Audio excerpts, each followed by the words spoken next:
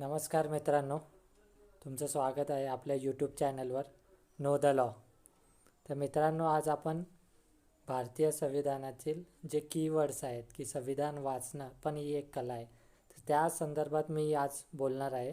तर संविधान कसे वाचायचे किंवा त्यातले मार्जिनल नोट्स म्हणजे काय, फूट नोट्स म्हणजे काय, क्लॉज म्हणजे काय, आर्टिकल म्हणजे काय, अनुच्छेद म्हणजे काय, ह्याबद्दल मी सविस्तर चर्चा करणार आहे, जेणेकरून विद्यार्थ्यांना ती संविधान वाचताना अडथळा येऊ नये व त्याचा गाभा व त्याचा अर्थ कळावा. तर मित्रांनो, चला आपल्या व्हिडिओला सुरुवात करू.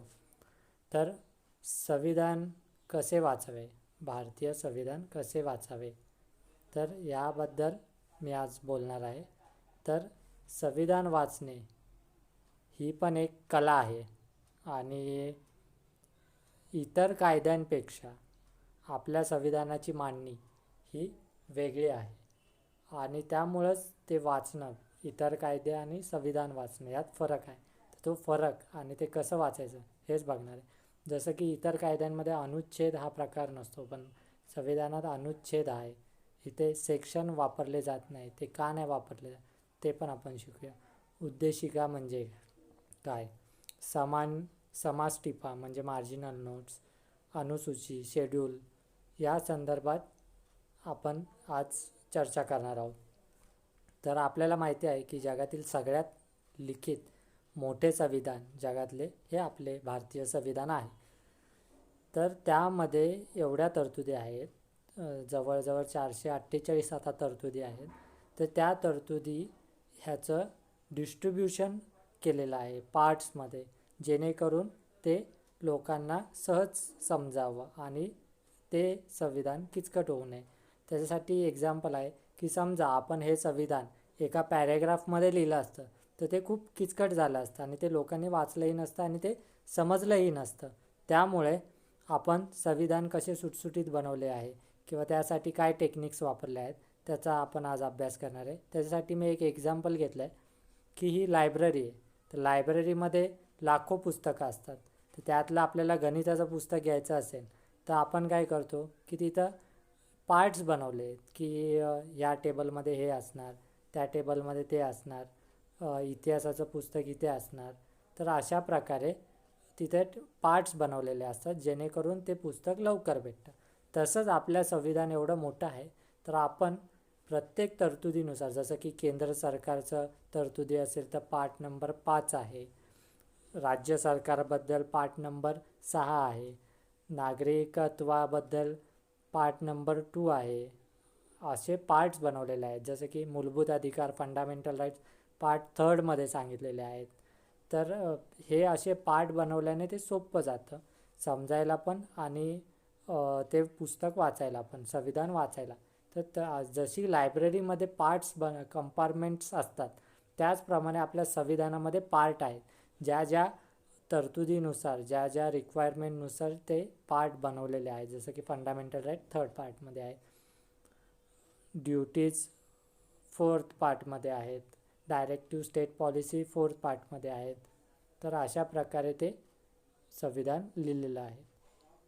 तर पहिलं बघूया की आपल्या संविधानाचं शीर्षक म्हणजे टायटल. कोणताही कायदा चालू झाला तर त्याला शीर्षक असतं, टायटल असतं.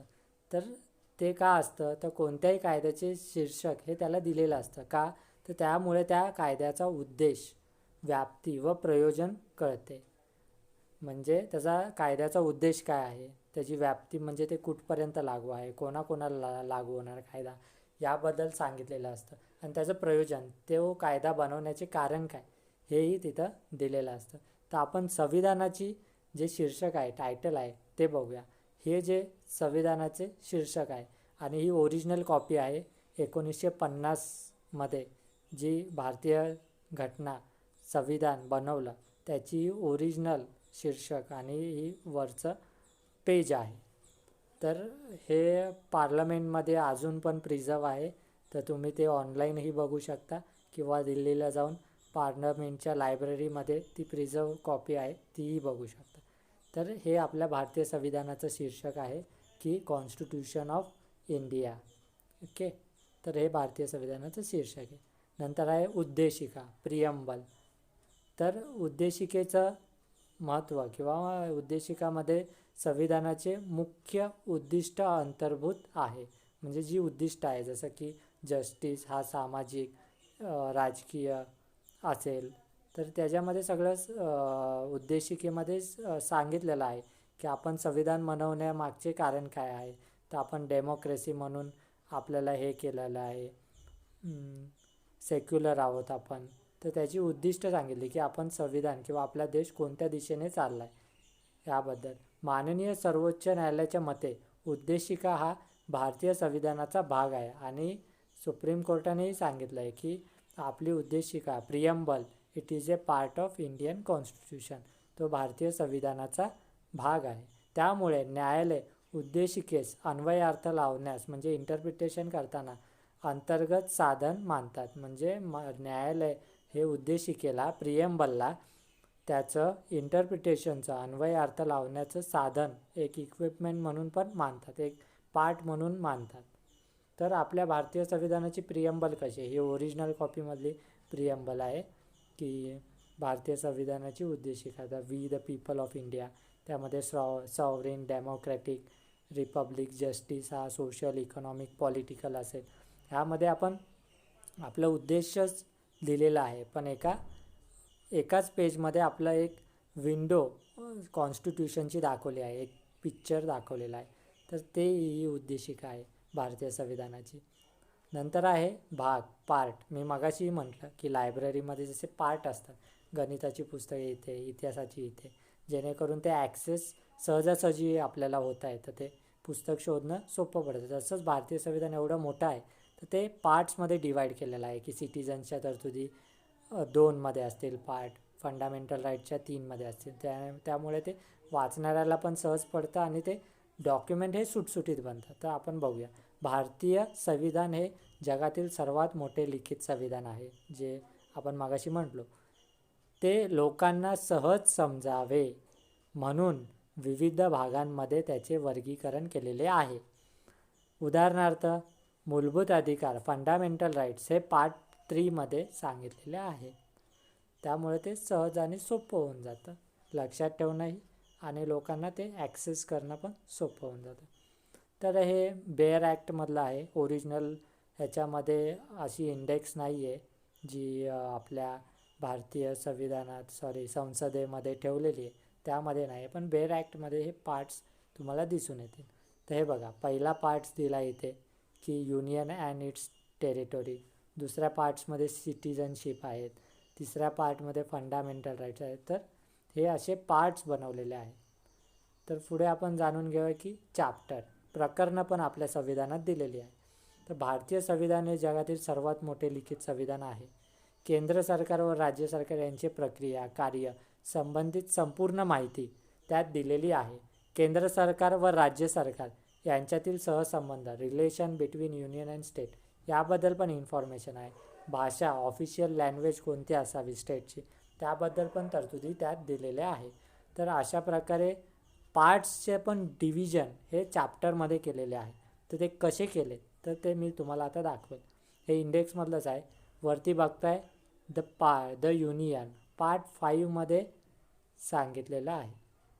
पार्ट 5मध्ये युनियन म्हणजे केंद्र सरकार याबद्दल तरतुदी आहे. मग केंद्र सरकारमध्ये फक्त केंद्र सरकारमध्ये नसतं, त्यामध्ये एक्झिक्युटिव्ह असतं, पार्लमेंट असतं, ज्युडिशरी येते, मग सुप्रीम कोर्ट येतं. तर त्याचं डिव्हिजन हे चॅप्टरमध्ये केलेलं आहे. इथे बघू शकता तुम्ही.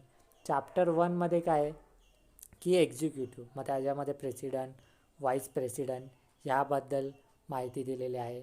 म्हणजे पार्टचं परत सब डिव्हिजन कशात केलं आहे तर चॅप्टरमध्ये केलेलं आहे.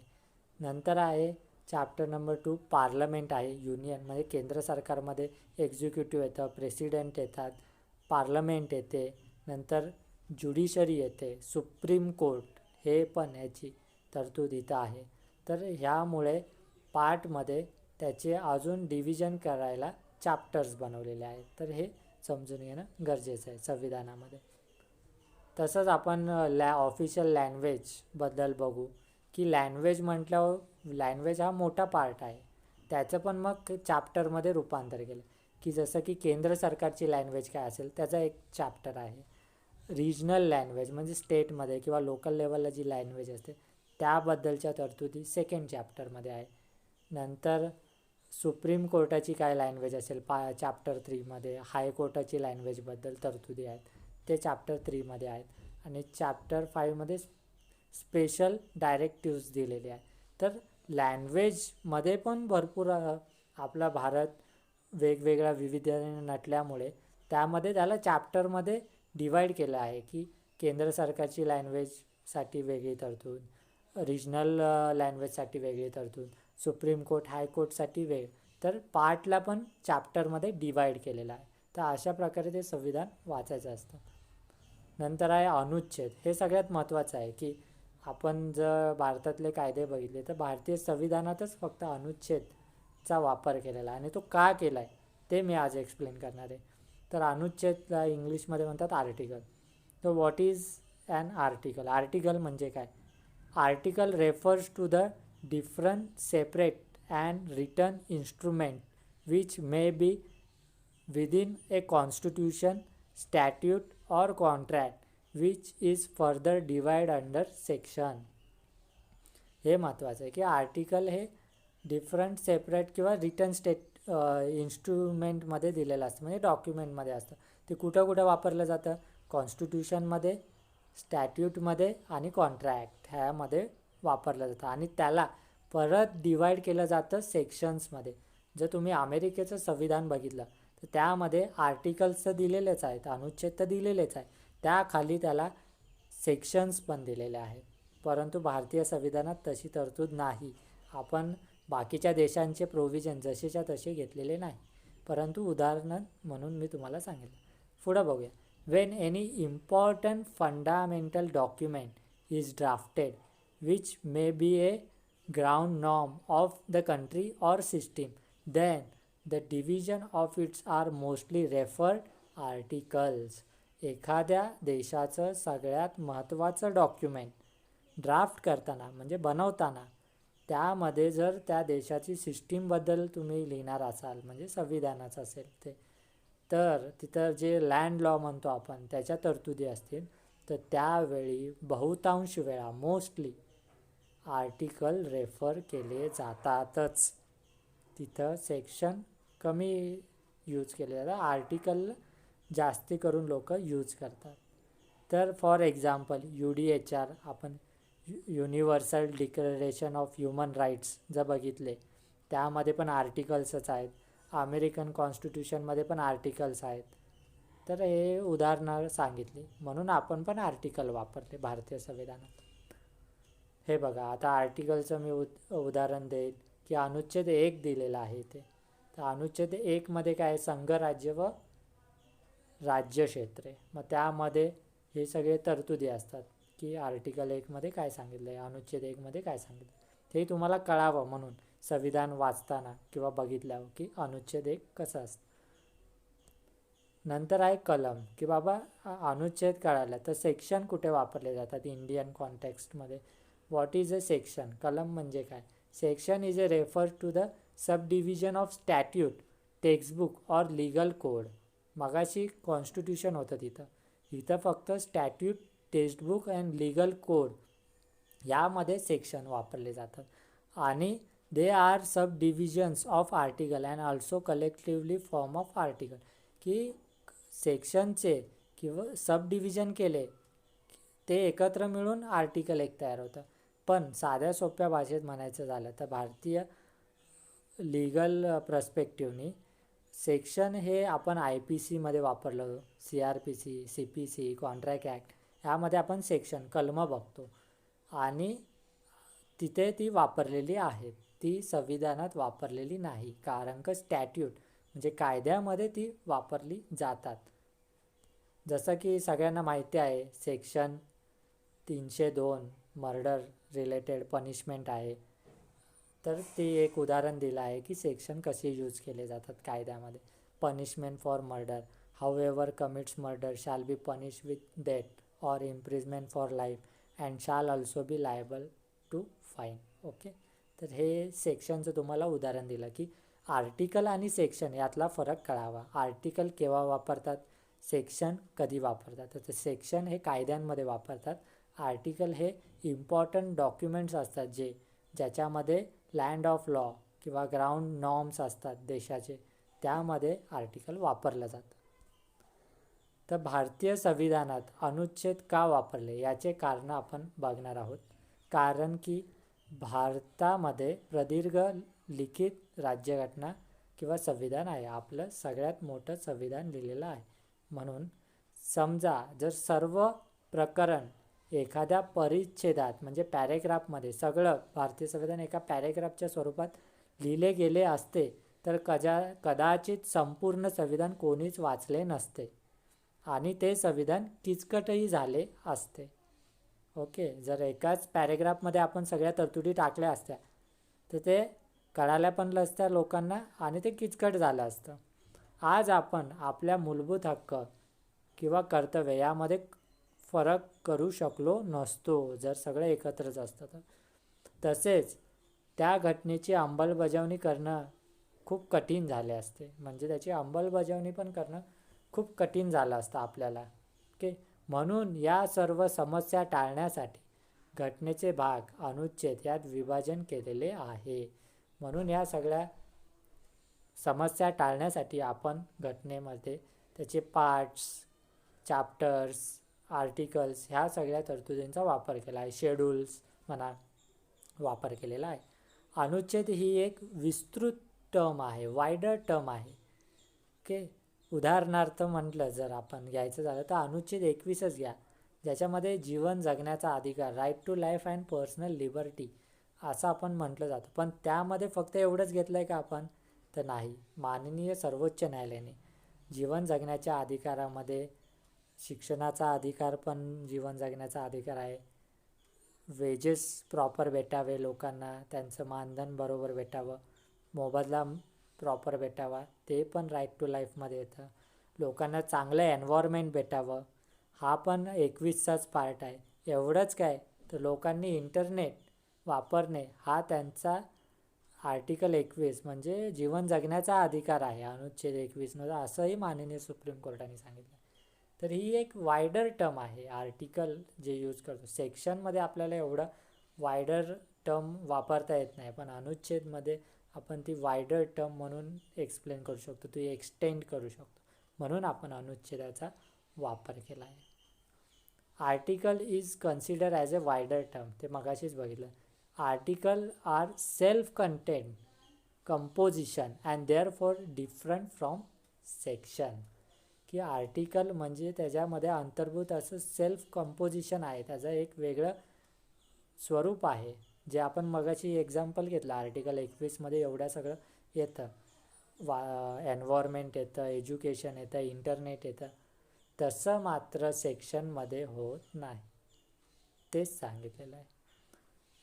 As there is no rule, हे महत्त्वाचं आहे की हे अशा संदर्भाचा कोणताही नियम नाही. Any word can use anywhere. आपण आर्टिकल सेक्शन कुठेही कधीही वापरू शकतो.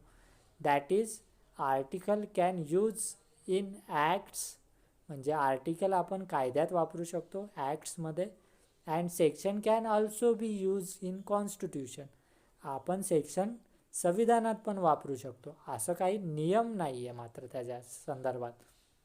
हाऊएव्हर, if we see it from Indian perspective, whenever we are referring to the Constitution of India, we must use the word article as our constitution is being into article and not the section. की आपण भारतीय संविधानाच्या पर्स्पेक्टिव्हनी विचार केला तर आपण article वापरले, section वापरलेले नाहीत. Whereas whenever we are referring to any separate act which is binding on the citizen of the country, we should use the word section as all the acts of India contains section rather than article. जर भारतीय कायद्यात आपण जर बघितलं, IPC घ्या, evidence घ्या, कोणताही कायदा घ्या, त्यामध्ये आपण हा सेक्शन वापरलेले आहे. ॲक्ट्स म्हणजे कायदे, कायद्यांमध्ये आपण सेक्शन वापरले, तिथे आपण आर्टिकल वापरलेले नाही. म्हणजे भारतीय संविधानात आर्टिकल वापरलेत, सेक्शन वापरलेले नाहीत आणि कायद्यांमध्ये सेक्शन वापरलेत, आर्टिकल वापरलेले नाहीत. परंतु ते दोन्ही आपण कुठेही वापरू शकतो, त्याला असा कोणताही नियम नाही, बांधील नियम नाही. पण ओके, तर पुढे जाऊ आता. सेक्शन झालं, आर्टिकल झालं. क्लॉज म्हणजे काय?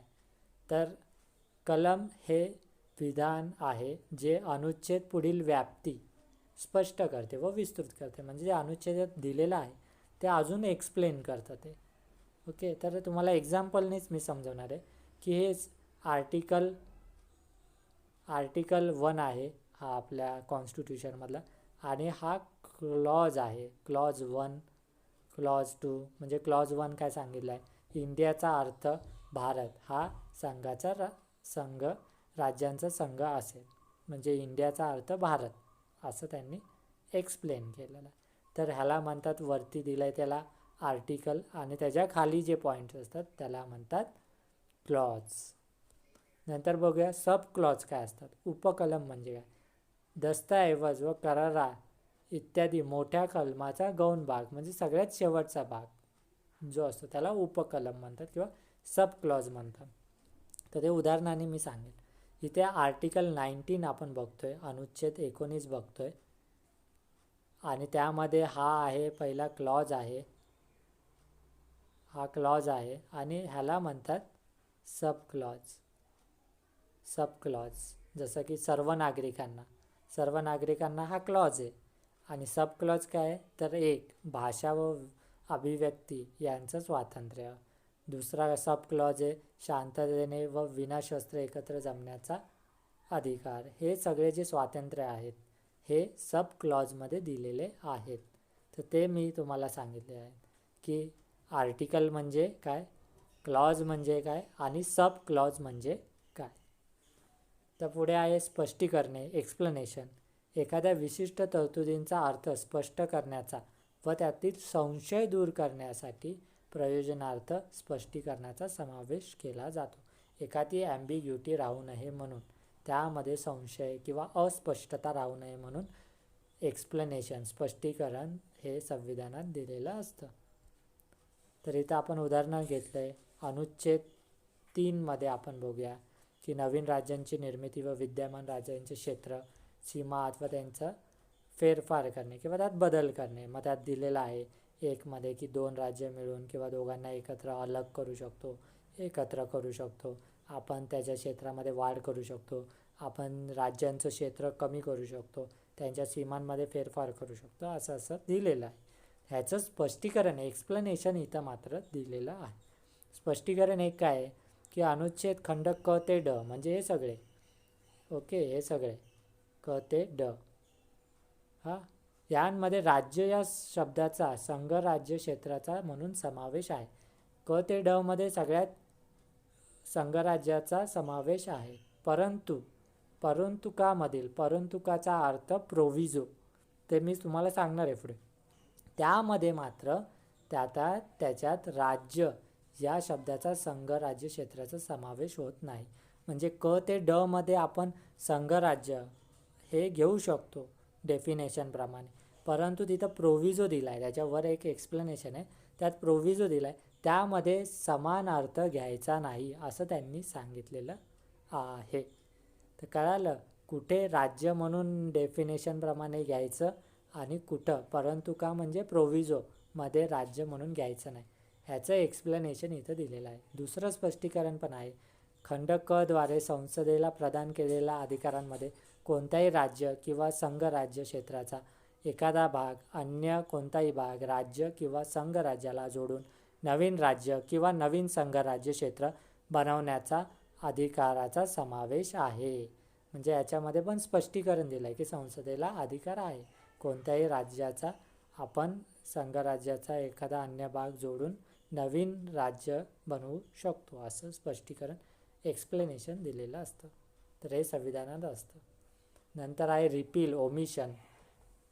हे पण खूप महत्त्वाचं आहे. संविधान हे जिवंत डॉक्युमेंट असं म्हणलं जातं, लिव्हिंग लॉ ऑफ लँड असं इंग्लिशमध्ये म्हटलं जातं. तो जिवंत कायदा असतो. तर आपण जाणून घ्या, भारतीय संविधान हा जिवंत दस्तावेज मानला जातो. म्हणून संविधानात कालबाह्य झालेल्या तरतुदी काढून टाकल्या पाहिजेत. जसं काळ बदलेल तसं त्यामध्ये पण बदल झाले पाहिजेत. जे गरजेचं नाही ते सुद्धा काढून टाकता आलं पाहिजे. त्यालाच म्हणतात संविधानामध्ये रिपील आणि ओमिशन. तुम्हाला मी उदाहरण देईल खाली. तिसरा पॉईंट दिसत असेल तुम्हाला, तिसरा.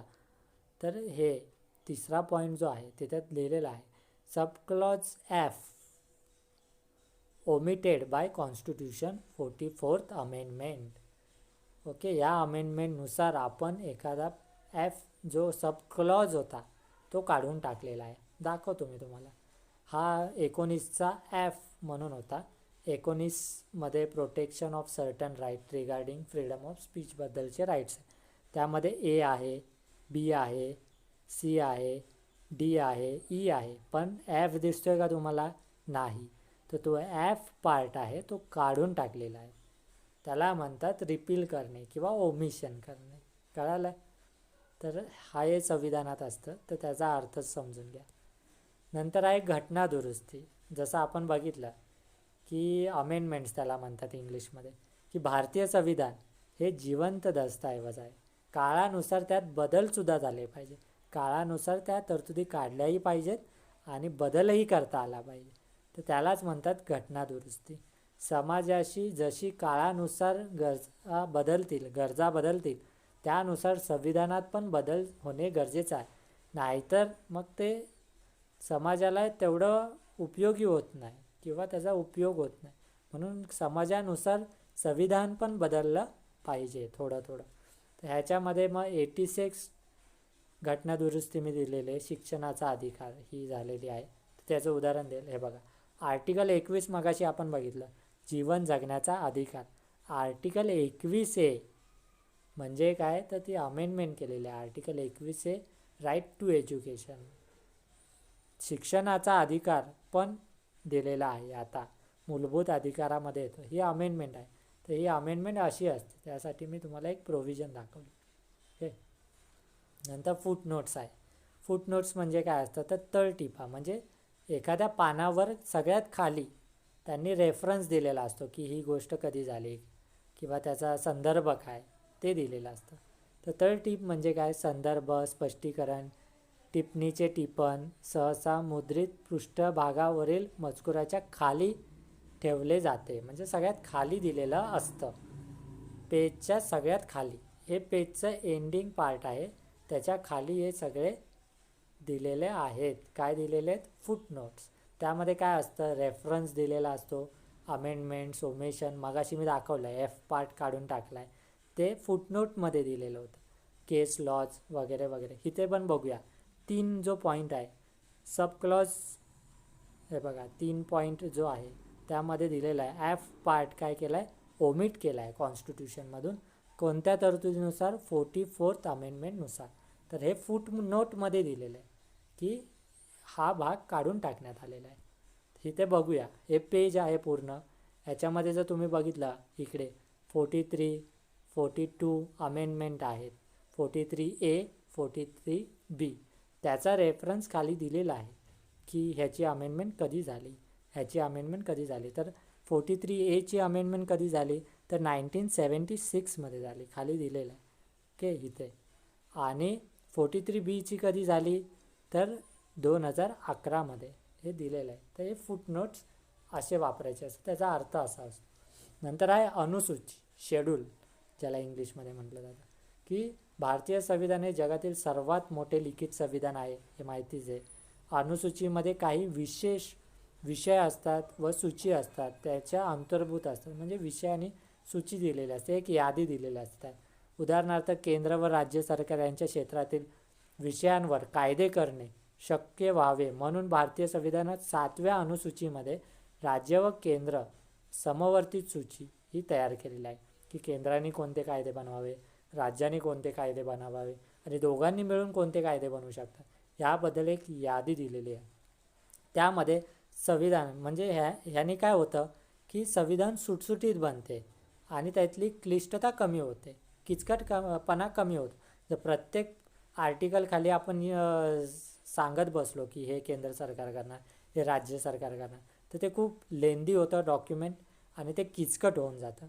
त्यामुळं शेड्यूल हे पाटी बनवलेलं असतं. फक्त आर्टिकलमध्ये सांगितलं असतं की 7व्या सूचीमध्ये बघा की राज्य आणि केंद्र काय काय कायदे बनवू शकतात. तर ही एक सुटसुटीत आणि एक प्रोव्हिजन आहे जेणेकरून डॉक्युमेंट अजून लेंदी होऊ नये आणि त्यात सुटसुटीतपणा यावा म्हणून. तर आपण उदाहरण घेऊया. हे बघा, हे शेड्यूल असं असतं की फर्स्ट शेड्यूलमध्ये काय सांगितलं युनियन अँड स्टेट, सेकंड शेड्यूलमध्ये काय, थर्ड शेड्यूलमध्ये काय, 6मध्ये काय, 7मध्ये काय. 7मध्ये बघितलं तर आहे युनियन लिस्ट, स्टेट लिस्ट. त्याचं पण उदाहरण घेऊ आपण. हे शेड्यूलचं एक इंडेक्स आहे की काय काय आहे, ते कसं असतं ते दाखवतो. 7 शेड्यूल बघा, हे ह्याच्यामध्ये काय आहे युनियन लिस्ट दिलेली आहे. त्यामध्ये काय दिलं आहे की बाबा डिफेन्स आहे, केंद्र सरकारकडे असणार, परत नेव्हल आहे, आर्म आहे, हा ॲटॉमिक एनर्जी म्हणा, काय काय म्हणा, हे डिप्लोमॅटिक म्हणा, फॉरेन अफेअर्स म्हणा, हे सगळं कोणाकडं आहे तर केंद्र सरकारकडे आहे. ही पूर्ण यादी दिलेली आहे. वॉर म्हणा, पीस म्हणा, फॉरेन ज्युरिडिक्शन म्हणा, हे सगळं केंद्र सरकारकडे असणार. ही एक यादी बनवली. या यादीप्रमाणे हे विषय हे केंद्र सरकारकडे असतील. त्याला म्हणतात शेड्यूल, संविधानामध्ये अनुसूची असं म्हणतात. नंतर आहे प्रोव्हिजो. प्रोव्हिजो हा विशेष प्रकरणांची उदाहरणं देतात. जे मगाशी आपण उदाहरण बघितलं एक्सप्लेनेशनचं, त्याच्यामध्ये प्रोव्हिजो होता, तो मी आता सांगणार आहे तुम्हाला. ही विशिष्ट उदाहरणे अशा प्रकरणामध्ये दिली जातात जिथं सामान्य शब्दांचा अर्थ आवश्यक असतो. मगाशी राज्याचा अर्थ आपण जो बघितला क ते ख मध्ये राज्य म्हणून घ्यायचं, परंतु प्रोव्हिजो परंतु का मध्ये याचा अर्थ राज्य घ्यायचा नाही असं तिथं सांगितलं आहे. तर ते प्रोव्हिजो आपण बघणार आहे. तेच आर्टिकल 3 मध्ये आपण बघूया की याच्यामध्ये सांगितलं की संसदेला अधिकार आहे की ते राज्य बदलू शकतात, त्यांच्या बाउंड्रीज बदलू शकतात, वाढवू शकतात, कमी करू शकतात, हे सगळं दिलेलं आहे. पण इथं एक दिलेलं आहे प्रोव्हाइडेड दॅट, असं वापरलं की समजायचं परंतु म्हणजे प्रोव्हिजोचा वापर केलेला आहे. याचा मिनिंग प्रोव्हिजो असतो की काय की राज्याच्या बाउंड्री चेंज करण्यासाठी तुम्हाला प्रोव्हाइडेड दॅट हे म्हणजे हे करावं लागेल, ही अट परिपूर्ण करावी लागेल, त्याशिवाय हे करता येणार नाही. काय करावं लागेल? Parliament means recommendation of the president, की आपले जे राष्ट्रपती आहेत त्यांनी रेकमेंडेशन केलं पाहिजे की बाबा राज्य बनवायचं आहे. आणि दुसरं त्यात पण सांगितलं की त्यांनी ते स्टेट असेंब्लीला, जे राज्य मंडळ आहे, विधानसभा आहे, तिथं प्रेसिडेंटने त्यांची मतं पण जाणून घेतली पाहिजे. म्हणजे इथं अटी दिलेल्या आहे. या अटींशिवाय ही गोष्ट करता येत नाही. प्रोव्हिजो म्हणजे काय की एखादी अट असते किंवा जी प्रोव्हिजन आहे ती केल्याशिवाय पुढची प्रोव्हिजन होत नाही, असं त्याचा अर्थ आहे. ओके, तर हा झाला प्रोव्हिजो पार्ट. आणि असं संविधानामध्ये एक्सप्लेनेशन, प्रोव्हिजन्स, आर्टिकल का वापरले याबद्दल मी तुम्हाला माहिती दिली. जेणेकरून तुम्ही संविधान वाचाल तर ते कसं वाचायचं, काय वाचायचं याबद्दल तुम्हाला माहिती भेटेल. तर थँक्यू. जर तुम्हाला माझा हा व्हिडिओ आवडला असेल तर चॅनलला लाईक करा, सबस्क्राईब करा आणि व्हिडिओला शेअर करायला विसरू नका. थँक्यू.